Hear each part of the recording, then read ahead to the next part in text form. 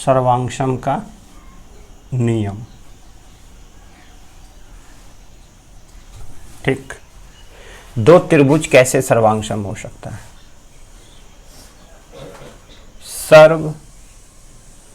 सर्वांशम, सर्व मतलब सभी, सर्व मतलब सभी, सभी सम होना चाहिए। सम मतलब बताएं, समांतर।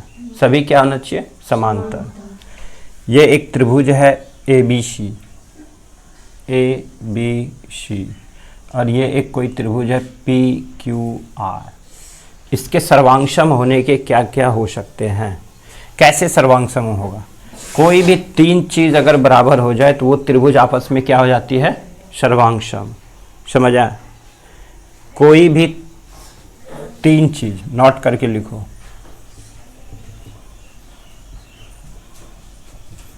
कोई भी तीन चीज बराबर हो जाए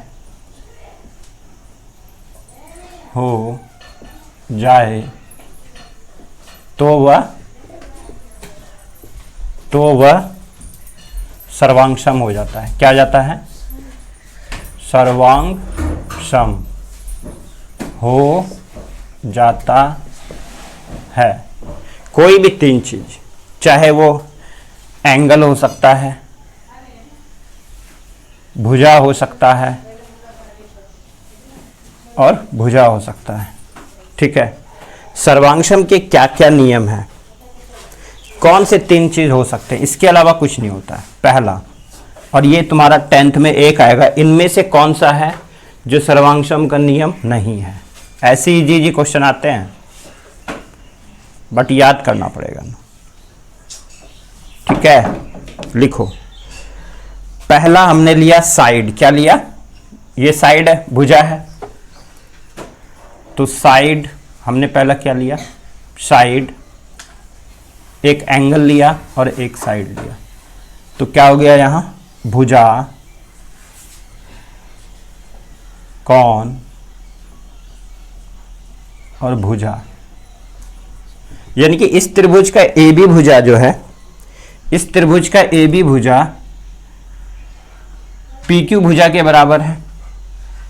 एक एंगल B बराबर एंगल Q है और एंगल BC बराबर, नहीं, भुजा BC बराबर QC है। तो ये क्या हो जाएगा? सर्वांशम। ठीक है, अगला लिखो। दो कोण हो सकता है, तो एंगल, साइड, एंगल, यानी कि कोण, भुजा और कोण, ये तीन चीज हो तो बराबर होगा। ठीक है, और साइड साइड साइड भी हो तो वो भी बराबर होगा। अगर भुजा भुजा भुजा, ठीक है, तीनों सिर्फ भुजा ही हो बराबर, तब भी सर्वांशम हो सकता है। भुजा भुजा भुजा। और एक है जैसे हाइपरटेनस बन जाता है ना, समकोण त्रिभुज बताए थे ना, एक ये त्रिभुज भी होता है। अब ये AB वाला जो है समकोण बन गया और PQ वाला भी समकोण बन गया, तो इसमें ये कोण तो दोनों को 90-90 होगा, तभी तो ये समकोण बना है ना। तो यहां पे हो जाएगा हाइपरटेनस RHS। ठीक है, यानी कि एक तो समकोण हो गया और एक कर्ण हो गया, और ये बता रखे हैं भुजा बराबर होगा सामने के कोण के बराबर ही होता है भुजा। ये 90 डिग्री है तो ये भुजा बराबर होगी ऑटोमेटिक, ये 90 डिग्री है तो ये भुजा ऑटोमेटिक बराबर होगी ना, क्योंकि 90 डिग्री का कोण है। तो यहां से हो गया 90 डिग्री, यानी कि समकोण बना रहा है। ठीक है, राइट एंगल हो गया ना। अगला कर्ण है, हाइपरटेनस है ना, तो हाइपरटेनस हो गया, कर्ण हो गया, और एक क्या है साइड, यानी कि हो सकता है इसमें बोल देगा कि इसकी ये भुजा बराबर है या ये भुजा, कोई भी एक भुजा बराबर है, कर्ण और भुजा। और यही 4 प्रॉपर्टीज हैं जिसके कारण सर्वांगसम हो सकता है। और सर्वांगसम को लिखते कैसे हैं, तो यहां से लिख लो, त्रिभुज ABC बराबर त्रिभुज PQR। और सर्वांगसम का नियम इस तरह का इसका चिन्ह होता है, ठीक है।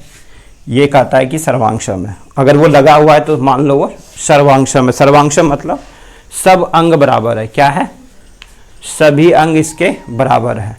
और ये स्ट्रक्चर्स याद करने हैं, और ये तुम्हारा आएगा जैसे दे देगा, इनमें से कौन सा ऐसा नियम है जो सर्वांगसम नहीं करता है, तो वहां पता है क्या फंसाएगा, एंगल एंगल एंगल दे देगा।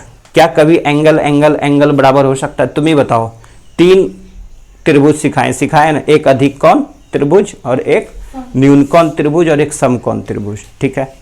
समकोण तो हो सकता है ना, क्योंकि 90 डिग्री का बनेगा तभी तो समकोण। न्यून कोण का कुछ पता है, कोई 85 का बनेगा, कोई 45 का बनेगा, कोई 35 का बनेगा, कोई 36 का बनेगा, ये तो फिक्स नहीं है। फिक्स है क्या, नहीं है ना। अधिक कोण में कुछ फिक्स है क्या, कोई 120 का बनेगा, कोई 135 का बनेगा, कुछ भी बनेगा, लेकिन समकोण फिक्स है ना, इसलिए ये सही है। और वहां दे देगा एंगल एंगल एंगल, कौन कौन कौन, तो नहीं होता है। समझे क्यों फंसाता है, बस ये याद करना है।